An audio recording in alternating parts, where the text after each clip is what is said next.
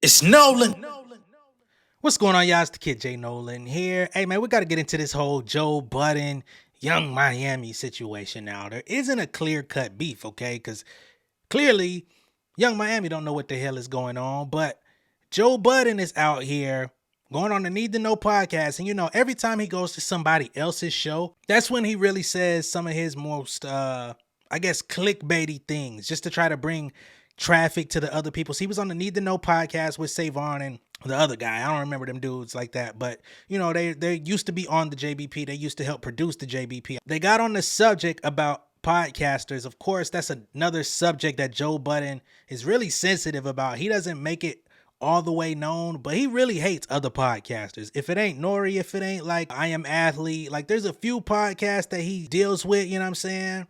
$1 million worth of game. He plays nice with them when he wants to, but for the most part, he basically feels like he runs this space, and he doesn't really see it for a lot of people. He's kind of like the Nicki Minaj of the podcast space. You know what I'm saying? Just feeling like the one and only. It's like, all right, y'all out here, but how long y'all gonna last? I'm waiting on y'all downfall because y'all really can't do it like me. That's all I'm saying.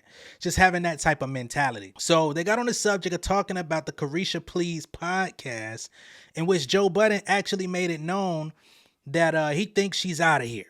You know, she didn't make any sort of announcement to say that the show is over. She contemplated ending it a year ago, almost a year to this day, because she said that a lot of artists and celebrities were ducking the smoke due to her interview style and the subject matter of the actual show. We haven't seen a lot of episodes come in 2023, right?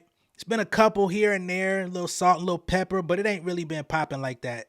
And of course, Joe, Nori, $1 million worth of game. A lot of folks that are actually putting in a lot of work, that are dropping weekly episodes with the JBP. They're dropping 3-4 times a week, doing overtime, doing Patreon episodes, exclusives that are dropping during the holidays on YouTube. Like, they put a lot of work in. They're consistently getting guests. They're consistently making content. They're consistently talking about what's going on in the world. To be honest, if I was a celebrity podcaster going up for nominations on the BET Awards and different places where they're actually making podcast awards, I would feel some type of way too that Young Miami's Caresha Please show is actually winning, because how much output does it have? Even the Oprah show had high production, you know what I'm saying? So I understand, but at the same token, I thought it was kind of in poor taste that he said it on air, that he said it on camera, because it's only going to create more division between himself and Young Miami, her audience, QC, who he said that he wanted no more additional smoke with ever since the Lil Yachty, Migos, and whatever they had going on. I think it makes it hot again all of a sudden, because it's like, bro, why do you keep coming at our folks, right? If her show ended tomorrow, they never did another episode, why does it affect you? You've been here in this space before, during, after. You're probably going to be doing the Joe Budden podcast and the Joe Budden network for another 10, 15 years. You're going to win all the awards. You're going to probably get a Lifetime Achievement Award for your podcast before you'll ever get one for your musical career. So you really don't have nothing to worry about when it comes to celebrity podcasters. But can't really dictate everybody's insecurities, right? I think this is a lane that he's found for himself. This is a lane that he excels in. And honestly, I think he's a little insecure about it. Not in a bad way, like, oh, you know what I mean, looking in the mirror, it does my shirt fit right or nothing like that. But just on some, like, you know, because he wasn't acknowledged, because he wasn't revered the way that he could or should have been in his mind in his musical career. This is a space that is kind of open season for him, and he can do this shit with his eyes closed, which he's done. Right? They're producing, like I said, 3-4 episodes a week. They don't really take a lot of vacation time, don't take a lot of days off. They did the live shows. They did everything that you could possibly do for a podcast. Partner with Spotify, you know what I mean? Big deals. So now when people get the accolades that you want in the space where you're excelling the most, and they're doing 25% of the work you're putting in, I get that he's insecure about it, but I don't think it was in great taste to say it live or on a show. Let's go ahead and play the actual audio of what Joe had to say on the Need to Know podcast, just so there's additional context. On the way here, because I love her show so much. I do. I love her and I love her show. I think she's good. I think it's needed for that. When we getting one of those again? Yeah, she doesn't drop Might be a while. as frequently Gonna as put on a Another vote. one bites the dust. Do.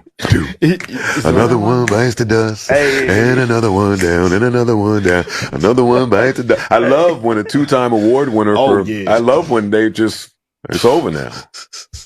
Yeah, that thing might be over. I ain't gonna lie. He said, I love it. I love lie, she won the award 2 years in a row. Yeah. Now, I don't care about that Damn. stuff.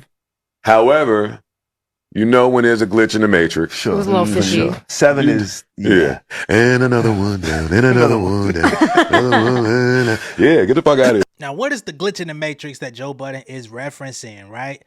I personally believe the glitch in the matrix that he's talking about is the fact that she won in the first place. Of course, due to her relationship with Diddy, all the Lifetime Achievement Awards, BET, and all of them were giving him, it seemed it was very unanimous that first year that she won because it was all bad boy themed. He got the Lifetime Achievement thing.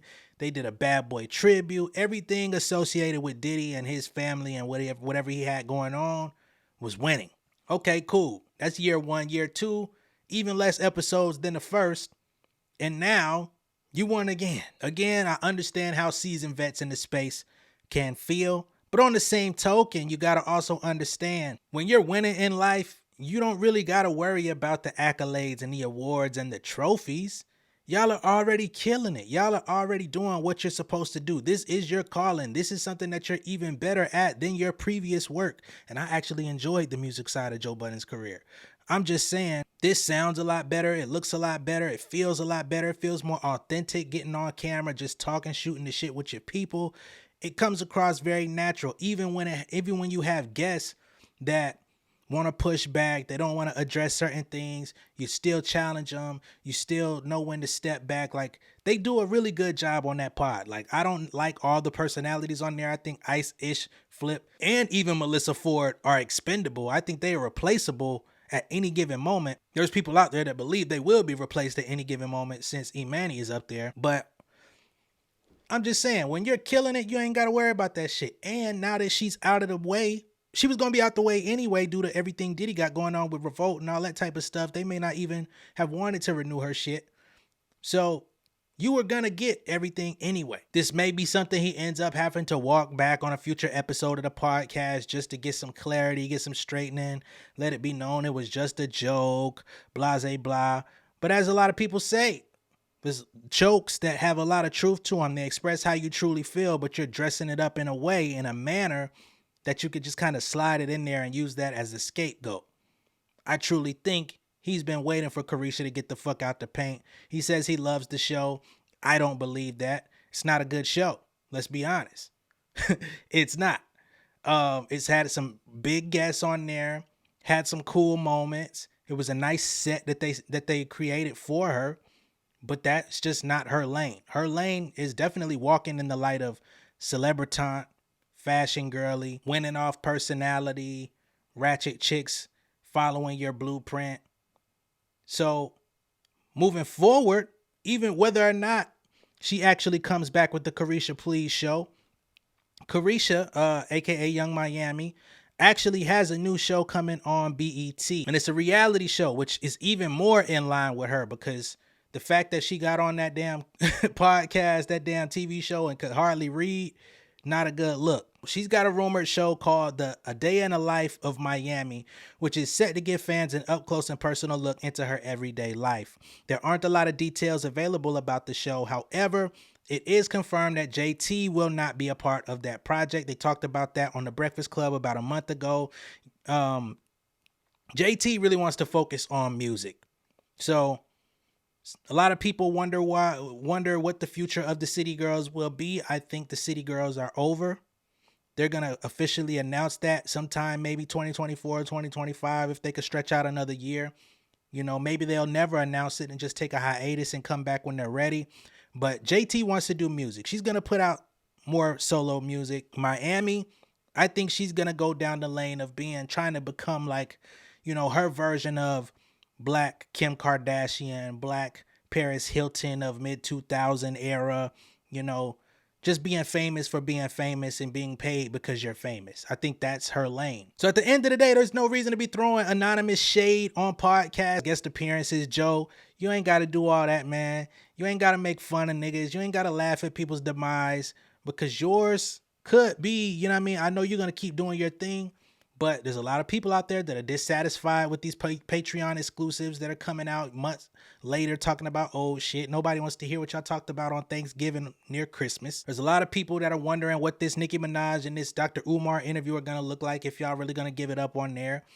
Y'all have had a lot of controversy lately with the show that seems like y'all, you know, could be grasping at anything to get viral moments or to get people talking about the show because it's not as interesting as it once was.